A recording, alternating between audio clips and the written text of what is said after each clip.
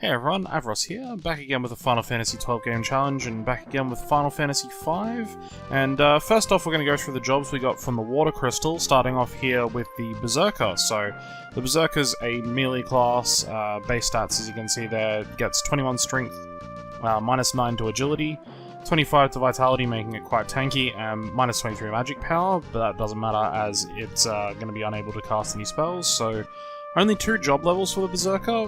Level 1 is 100 ABP to get the support ability for Berserk, and what that does is it sets the Berserk status in combat, removes the ability to give the character any commands at all, but will increase the damage by 50% for that Berserk status, and will only attack but immune to the Confused status, meaning it can't ever hit its own party. And the level 2 ability gives it the ability to wield axes and gives the Freelancer plus 21 strength. So, does a lot of physical damage, but really not much else. Probably the most boring out of them. Next up is the Mystic Knight. So, fairly well balanced class, 14 strength, 14 agility, 14 vitality, and 1 magic power.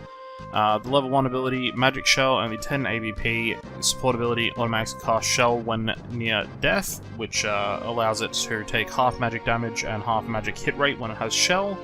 And then levels 2 through 7 are just the multiple levels of the Spellblade. You can see the ABP numbers there for what you need to master it. And the difference is it gives the Freelancer at the end giving plus 14 strength and plus 1 magic. Allows it to cast pretty much any black magic spell onto its sword and use that to attack, increasing the damage of the melee attack and giving it the elemental property of the spell cast on it, as well as a few white magic spells like Silence and Osmose and some other stuff like that, basically allowing it to use its sword to afflict those status abilities typically from the white magic. So really interesting class, quite a good one we'll be using a lot. Another one we'll be using a bunch is the Red Mage. So another all-rounder class, a bit more balanced there with 8 strength, 4 agility, 6 vitality, and 8 magic power. Only 4 levels for the Red Mage. We'll go through the first very quickly so I can get to the last one. So 1 through 3 is Red Magic, basically allows casting of black and white magic of the same level. So level 1 is all level 1 black and white, same for 2 and 3. Can't go any further than level 3 black and white magic for the level 3 red, but the level 4 ability there, dual cast with the 999 ABP, which we will be getting on one of our characters, allows for dual casting. And what that does is allows in a single turn for you to cast 2 spells, so that will allow you to cast any 2 black, white, red, time, or summon spells that that character can actually use, so long as you have the ability on the class, and 2 of them, so 2 summons, 2 time spells, can actually be an incredibly powerful ability, and so we'll be taking advantage of that at some point. Speaking of summon spells, the Summoner, very magic-focused class, so minus 10 strength, minus 1 agility, minus 1 vitality, and 33 magic power. Level 1 through 5 gives it access to different levels of summons outside of the class, so if you are the class, obviously you can cast all of the summons, but those levels there do give it access to them outside of it when you apply the ability to another class. So, the different summons being stuff like Shiva, which is an ice summon, and Ifrit, which is a fire summon, which we'll see later on. And a lot of magic potential given to the Freelancer there, with a plus 33 at level 5, and level 6 is the ability Call, which allows the summoner to call a summon. And what that does is it picks a summon completely at random, but it costs no mana. So that can be really useful or really completely unhelpful depending on what summon it calls at the time. Summoner's one of the more powerful mages in the game, and along with the next class we'll be talking about, these two are very, very useful. So the next mage obviously being the Time Mage, minus 5 strength, 2 agility, minus 3 vitality, and 24 magic power, so not as much as the Summoner. And they get time magics all the way from level 1 to level 6, allowing them to cast all time magics, so spells such as Float or Gravity, Haste, Slow, Teleport, really effective magic there. And at level 7 also gains the ability to equip rods to any other class. So time magic is really useful. Stuff like Haste doubles the rate that the active time battle, the ATB bar, fills up in combat, which will allow you to take more actions, which is incredibly helpful. Or Slow on an enemy will reduce its ATB bar fill by half. Not that you can see it in game, but there is an invisible ATB bar for every enemy that you fight. It's filling up in the background. So yeah, really useful class to have. We may get to use this. I'm not entirely sure yet on the classes. Haven't fully finalized exactly how everything works. So yeah. But jumping back into the game, flying back to the Kingdom of Waltz here on Hiryu, we go into the castle to visit the king who was injured, and he admits that Lena was correct, and that we have to hurry to Karnak to stop the fire crystal, because it's being amplified with the machine, similar to what was happening with the water crystal. And there's also a meteorite that fell outside Karnak, so we're going to have to figure out what's going on. So, going back up to the Waltz meteorite here, we had a look at this earlier, but there's actually a doorway into this one now, so if we go inside, interestingly enough, there's a cave inside this meteorite, and going downstairs, there's a weird glowing panel on the floor, similar to the one that Galuf was standing next to in the intro, and running onto it causes Avros to fly up into the air and sort of teleport away. And they're not sure, but they think he might have walked. As Lena says, no way to know if he did or not until they try, so everyone's a bit reckless here and just decides to all pile on, and away they go, teleporting.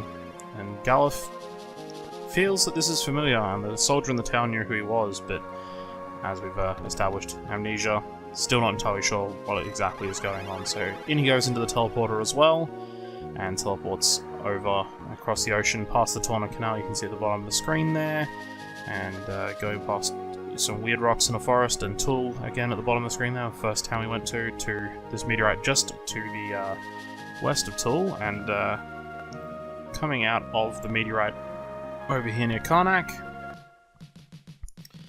And yeah, we teleported to the other meteorite, so travelling on, we make our way to Karnak. Bit of an odd city, this one.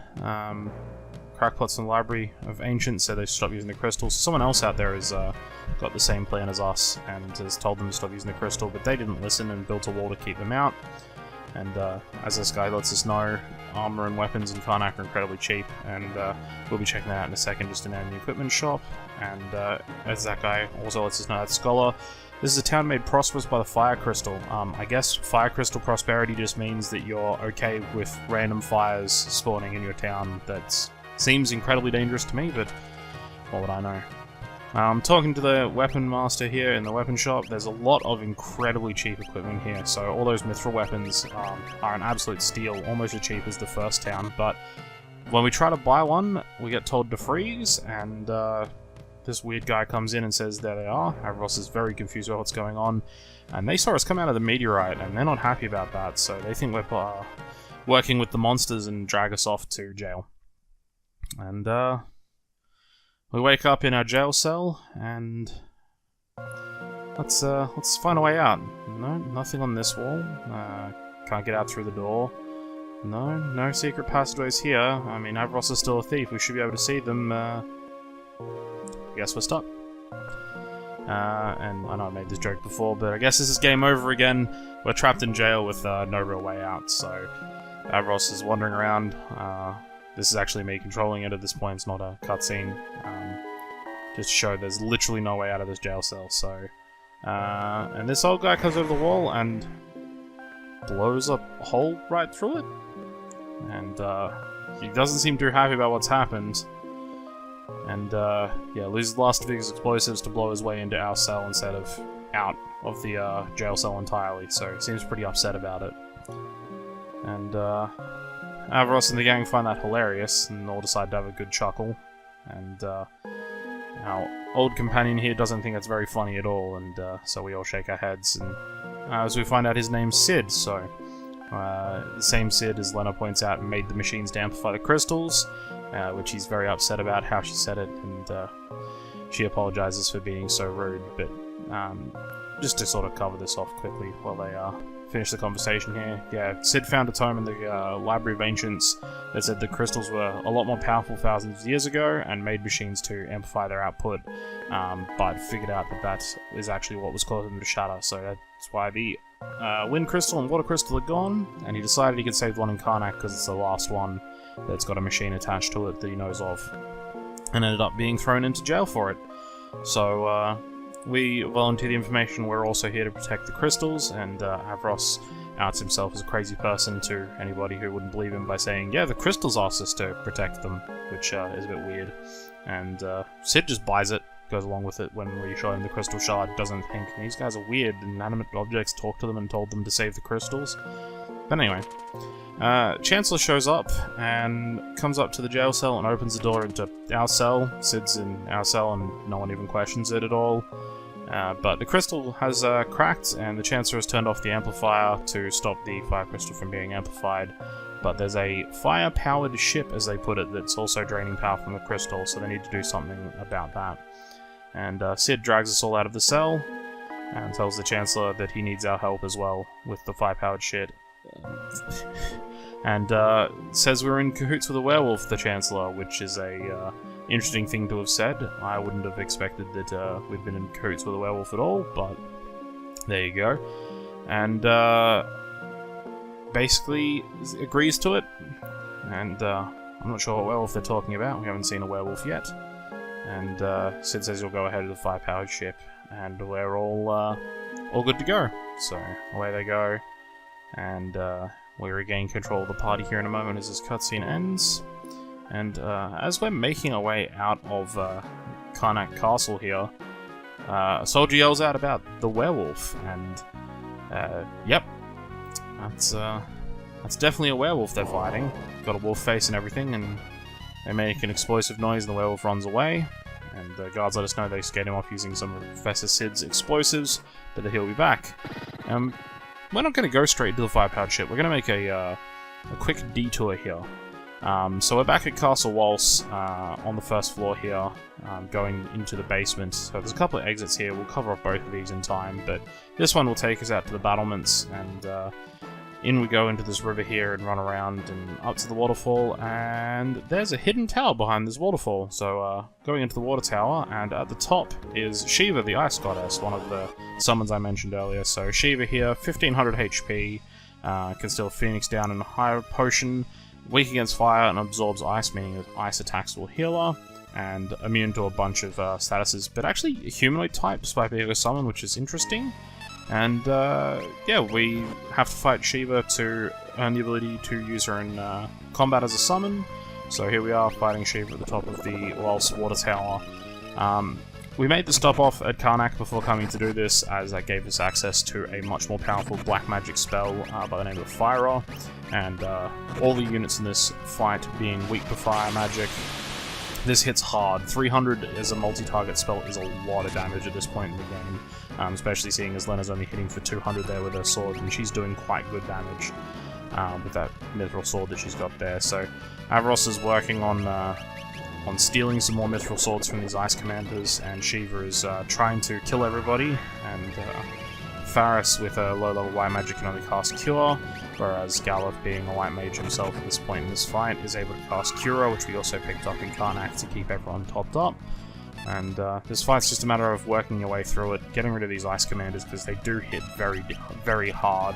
Trying to get some mithril swords out of them where you can, and once they're all dealt with, just getting rid of Shiva with some fire magic. So Faris hitting a counter there, Monk coming in handy, and Shiva continuing to cast Bizarro. That's all she does throughout the whole fight, is just casts ice magic, so not too much to deal with there, just keep yourself healed up and do what you can.